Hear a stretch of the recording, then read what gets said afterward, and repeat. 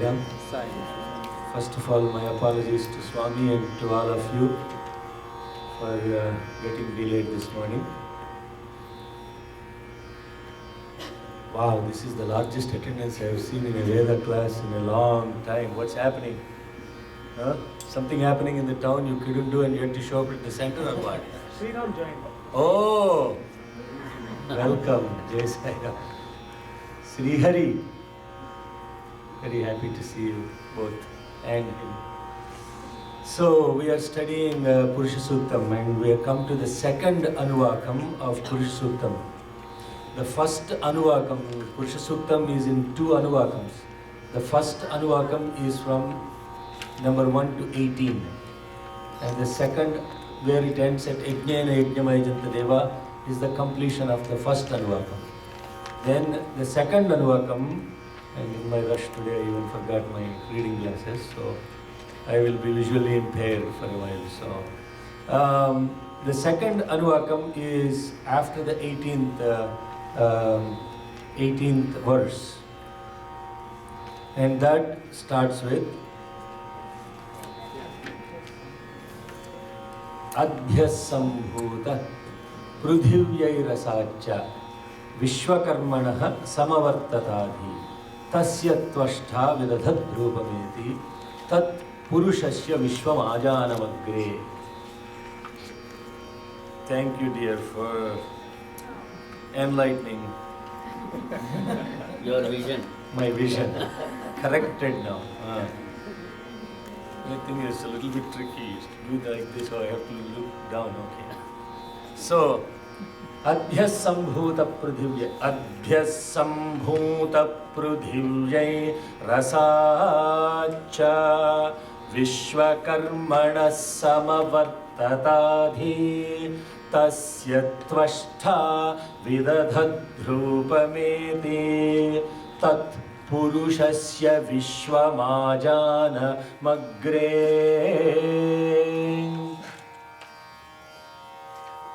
Now what this is supposed to be, the creation after the creation. The creation after the creation is starting with this sloka. Because we talked about what creation is in the first Anuvakam. God, the expansion of the divine consciousness after the sacrifice. Then what happened was, then what is the creation after creation? That's what this is talking about. Now you see, everybody has two different levels of birth. And that second birth is different from the first birth. Every one of us have taken two different births. The first birth is the birth that is coming out of the mother's womb. The second birth is expansion of our consciousness to love and serve everybody after transformation, before transformation. This, yes, Anand? Never mind. You had a question, Anand, I know. Yeah. You are wondering about something. What is he talking about? Yeah? You had a question? No? Okay. You had a comment? You had a suggestion? No. Okay. So this, what we are talking about, the shlokam before this, Yajnena Yajnamaya Janta Deva, Stani Dharmani Pradhamanyasan, Tehanakam Mahimanas Sachante, Yatra Purve Sadhyasanti Deva. It is only through sacrifice that you shall realize the divine consciousness, no way else. That's what it means. Yajnena Yajnamaya Janta Deva. And this sacrifice is the most supreme dharma that one has to learn. Tani dharmani prathamanyasan. Sacrifice is the very first dharma that one has to learn. Sacrifice is the very first dharma one has to learn. Tehanakam mahimanas sachante yatra purve sadhyas santi deva. It is through sacrifice as the supreme dharma that the greatest ones have realized the beauty, the wonder of the divine consciousness. Now, that's what I'm a little bit paraphrasing, but you understand the intent of what is talked about here. We are studying Dharmavagni in study circle. Now what he is talking about, the very first dharma is sacrifice, is what that sloka is saying. The very first dharma that one has to learn is sacrifice. What is dharma? And we talked about this last week in study circle. This point comes back. There are two things that we have to understand. The first is karma, the second is dharma. I'll translate into very simply. What is karma? Karma is action. What is dharma? The intention with which you do the action is dharma. Nothing more than that. Dharma is not something very complex. Oh, you ask dharma, what people say? Duty, they say. The translation of dharma people give is duty. The second thing they say is right conduct or right action. What is right action, wrong action? Who is there to judge what is right, what is wrong? Who can judge what is right, what is wrong? So there is no translation of dharma into English, but the best translation that Swami has given last week, it was amazing insight that Swami gave, thanks to Brother Guru, because he was acting confused, or he was really confused, I couldn't figure out. But at any rate, his confusion helped us come to clarity. In studies, this is very important. Most of us have no idea how important study circle is in our life. We have no idea how important studies are. I will tell you, the most of understanding Swami and Swami's teachings for me, personally, was through study circle. But for the study circle in Satya Sai Baba Center of Central San Jose, I would not have even had the awareness about Swami's teachings. That is how important study circle is in a Sai Center. We think that study circle is something time pass. Child is sitting in SSC. I don't have anything else to do, nothing to shop. So let me go sit in study circle. Or I don't have a conference call to take. Let me go sit in study circle. That's how we are thinking about study circle. But study circle, for example, last week I'm telling you, this mantra is so beautifully elaborated. When you say, what is dharma? Everybody says, oh, it is my ability to do my best duty as mother, best duty as father, best duty as a servant, best duty as a boss. That is not what dharma is. That is simply duty. That is action, not dharma. You are doing your action. With what intent you are doing this action is what dharma is. Intent. You guys follow what intention means? Yeah? Yes? What is intent? The thought. Okay, what is intent? The attitude behind. What is intent? There is a lot more to intent. It can be several things. Intent is not a very simple word to translate either. Intention means, intention means the fundamental grounding with which even your thought is expressed. The fundamental basis of who you are is intent.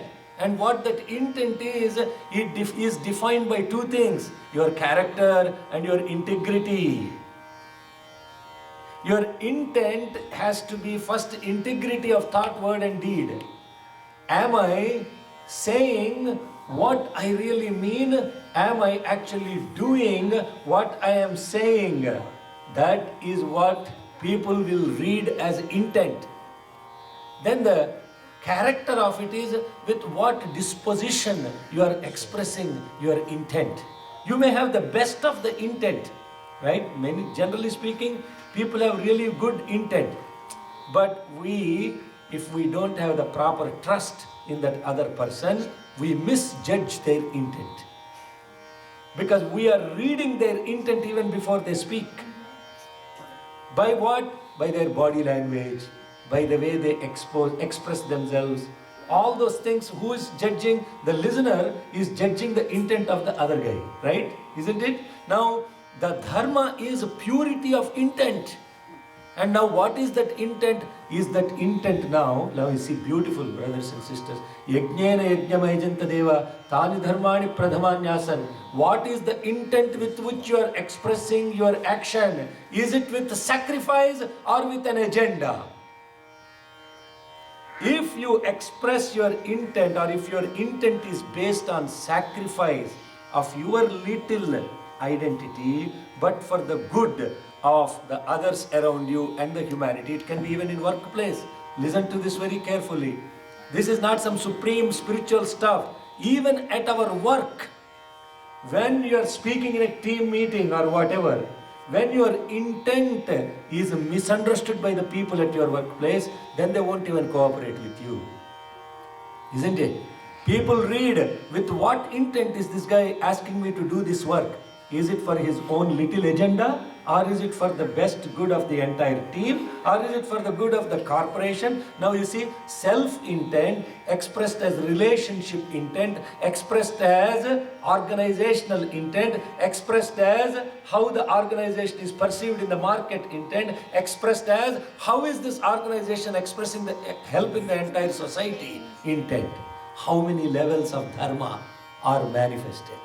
How many levels of intents are manifested? If the common agenda from all the way from society to self is about sacrifice of your own little agenda with integrity and character, that person becomes a true leader. And who is the true leader? Yajnena yajnamayajanta deva. A true leader is the one whose intent is based in self-sacrifice. A Mahatma is the one who is only thinking about the entire context of the humanity and the society. No agenda of manipulative stuff. Complete sacrifice. Even for the person who is coming and doing the harm, the intent is to be keeping that person happy. Therefore what he said, if he comes and hits you, show the second thing. Why is he saying? Don't judge the other guy's intent. Be self-grounded. This is the beauty of Mahatma Gandhi. This is the beauty of Nelson Mandela. This is the beauty of a great character and a leader that we always see. Their intent and agenda is always about sacrifice. Yes, Meera? At workplace and also in other places, the mistake in intent we make is, I want to be right. Second is, I want to be recognized. Right. And so what is the agenda? It's about me, I. How am I going to be getting credit for the work I am doing? Number two, not only should I get credit, everybody should recognize that I got the credit. So what is the agenda all the time? The agenda is about yourself. The agenda is not about sacrifice. So the first intent, if it is sacrifice, the dharma, tani dharmani pradhamanyasan. Then what happens? If your dharma, the intent is yajnena yajnamayajanta deva, then what? Mahimanas sachante. What you see, wonders around you, expressed around you. Things begin to line up for your work even without you asking for it. People will come sign up to do the project for you. Not the other way around. Service coordinator doesn't have to call all the people day in and day out for come to service project. The intent has to be that sacrifice. How is the leader demonstrating that sacrifice? People look at that. People watch you and say, is he really talking stuff, or does he really meaning to do this stuff? And sometimes when that intent is not overtly clear, the dharma is not clear. That's why Swami in Dharma Vahini very clearly, very quickly comes to the point. When we are talking about this intent, the first intent of us eating food is what? To take care of our own body, right? Is there any other greater intent? Is that intent wrong? No. But that intent is about the body. But when the intent of even taking that food is, look, I am consuming this food so that the energy coming from this food is the one that is going towards the work of divine consciousness, then that is Brahmarpanam Brahmahavihi. That intent is even supreme intent. then the food that you are consuming is no longer food to sustain your body. The food has become a divine substance for the divine consciousness and the work of the divine. That's why you chant Brahmarpanam Brahmadi. Brahman is divine consciousness. I am consuming this food for the sake of the consumer is the divine consciousness. The food is divine consciousness. The consumption, act of consumption is divine consciousness. What is going in and coming out is divine consciousness. If everything is, the intent is about divine consciousness, every act of ours, every word of ours, every walk of ours becomes divine work, not regular work. Te tani dharmani pradhamanyasan. Tehanakam mahimanasya chante yatra purve sadhya santi deva. This is what people, the seers and the sages, very clearly perceived. Their agenda is about sacrifice, nothing else. Then what happens? You begin to see a very beautiful expansion of the consciousness from the self to outward. Expansion is my life. What is that statement that Bhagavan has made, expansion is my life, is what is summarized in the next verse. If we have to understand Swami's statements, which are, by the way, the most codification of the entire scriptures and the Vedas, every single thing he speaks and he acts, absolutely, no, completely, absolutely aligned. And now you read these mantras and you look at Swami's life, then you will understand these mantras better because somebody is demonstrating it through action. When he said, my life is my message, expansion is my life. What do we mean? What did he mean by expansion is my life? Is the next verses that are summarized. The very first mantra is Adhya Sambhuta Prudhivyai Rasacha Vishwakarmana Samavartatadi.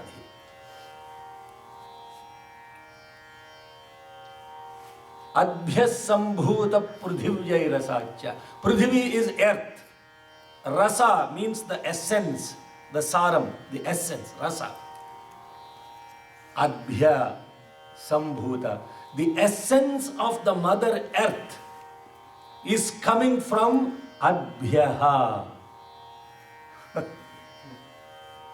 What is Adhya? When you look in books, it is translated as water.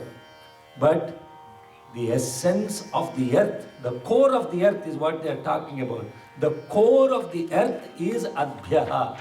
The core of the earth originated from Adhyaha. Adhya Sambhuta. Prudhivyai Rasacha. The entire core of the earth came from one substance, and that substance is love.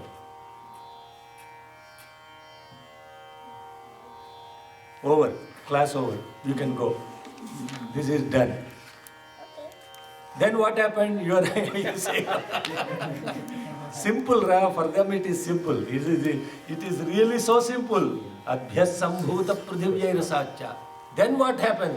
Vishwakarmana Samavartata. Remember, if this Prithvi, what they are talking about, is symbolic is of your body, the core of your body, the center of your body came from love. That means what? Without love you would not have come across. Period. Adhya Sambhuta Prudhivyai Rasacha Vishwakarmana Samavartatadi. What is saying is, then from that, the entire expansion came. That means what? From love came the body, from the body or the earth came what? The entire creation or the expansion. Expansion is my life. First starts with understanding who you are is love. Then everything else. Prudhivyai Rasacha Vishwakarmana Samavartatadi Tasya Tvashta Vidadhat Drupameti. Now, I'll tell you the simple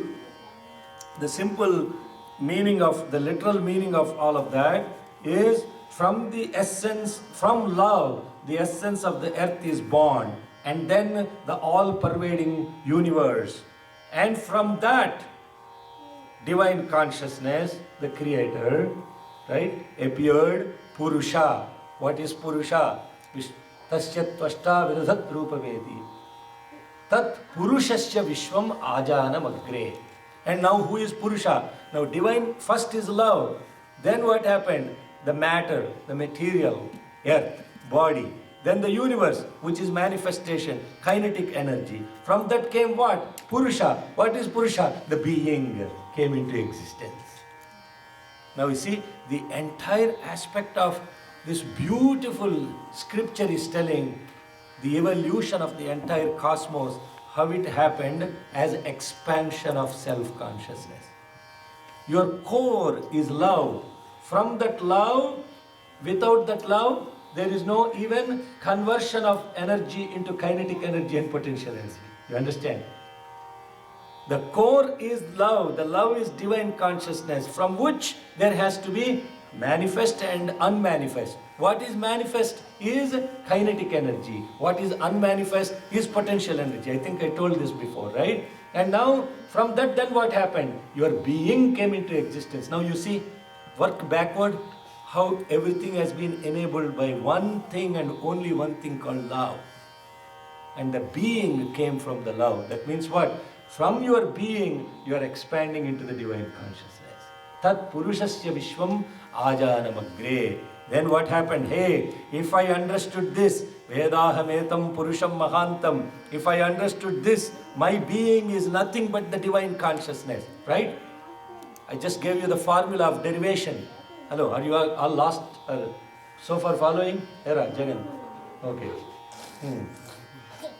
See, now you see the equation is the divine consciousness manifested as your being, your personal reality is nothing but the absolute reality. Then came into what existence? Relative reality, the universe, the creation. Hello? Yes? No? Yes. Yeah, okay. Indian. Yes, Chandra? I am confused. Yeah. No, we'll get it if you The reason I'm confused is I thought being is love, which I get. But why, why has to be derived from love? I thought the love, the energy, the kinetic potential, and the being are all the same. They're all the same, but the point is it is encapsulated. What we are confused about is most of the time we think we are separate from everything else. But the point that is that is emphasized here is Purusha, your being, is nothing but the divine consciousness. It is only encapsulated in infinite has become a little tiny bit pieces. That's what they are saying. So there is no separation of yourself from the divine consciousness. We are all in the hall, and the hall is in us too. Hello, you understand? No, because, I get that, but I think I was confused when you said from love came the being. There is nothing from and to is what I was trying to get. Yeah, it is love only, but if love is so Manifested in it is manifested and unmanifested, right? So there, to begin with, if you take space, right, there is space everywhere. How is the space manifested as this hall? Because you put 4 walls around it, isn't it? Right? The 4 walls is just temporary manifestation of the infinite space, isn't it? Hello? That is what we call as Akasha, is infinity, and that infinity is divine consciousness. Once you put some artificial boundaries around it, then it is individualized. But the continuum is space only. Now you take this space and you put another wall around it, then you call it some other hall, you call it your prayer room, you call it your bathroom, you call it this, you call it that, right? And your codes of conduct in these different rooms is different, isn't it? You don't take your puja altar into your bathroom and do worshipping, right? You don't do other things in your altar room, isn't it? Now what happened? Now the codes of conduct associated with different parts of this manifestation is what? Different. Yes? And from to the milk, buttermilk, butter, Yeah. it is all there, but it is slowly becoming a different form. So it is all one, but it is evolving into a different entity. So there is a from and a to.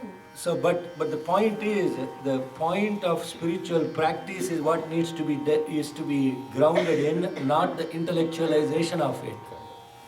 The point of spiritual practice that one has to be grounded without intellectualizing too much is to come to the point that I am not separate from the divine consciousness.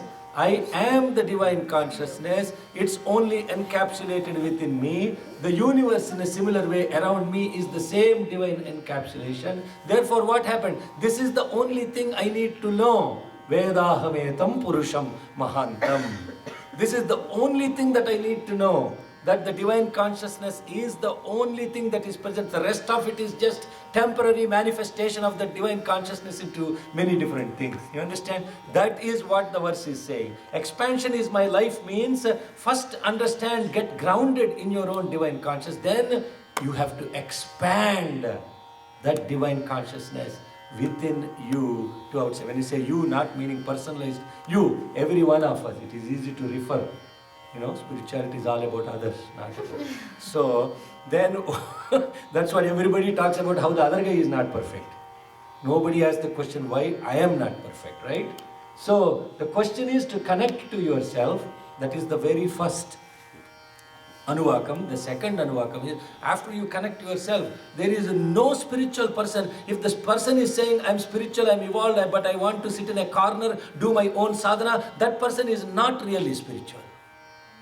Because no divine person will sit in a corner and say, oh, I got it, I realized, I'm fine. Now I'll sit in my home, I'll do my sadhana. No, you got to go out to love and serve. It cannot be kept inside you. If it is kept inside you, you are not a divine person. You have not expanded. That's why Swami said, first what? My life is my message. First is about his life. Then what did he say? Expansion is my life. Yes? Don't ask him, he doesn't know. Ask me. I'm just saying, now he's saying your life is my message. That's not what people had to make it so clear that his life is our life only. No different from. But Swami's original message was, my life is my message, expansion is my life. And the sentences before that is, love is my form. Adhyas sambhuta prudhivyai rasachya. Love is my form is Adhyas sambhuta prudhivyai rasachya. Next is truth is my. Love is my form. Truth is my breath. Bliss is my food. Translation of Purusha Suktam Swami gave in English. So because people wouldn't even understand how to chant these mantras, he translated some of these into simple Telugu and English. But the beauty is, we don't know the connection to what he's talking about. When I first heard that bhajan, when I first came into Swami's fold, I had no clue what that even meant. My life is my message is, when he's saying my life, he is us, and therefore we have to be saying it to ourselves. My life is my message. My life is my message. Forget Swami saying your life is my message. That's not. Just take Swami's words and you say it. My life is my message. And what is my life? Expansion is my life. But for that, first I need to connect to what? Love is my form. Truth is my breath. Bliss is my food. Love is my form, truth is my breath, bliss is my food, is actually Sat Chitta Ananda. Satchidananda is what I am, is what he is saying. Sarvarupadharam Shantam Sarvanama Priyam Shivam Satchidananda Rupam Advaitam Satyam Shivam Sundaram.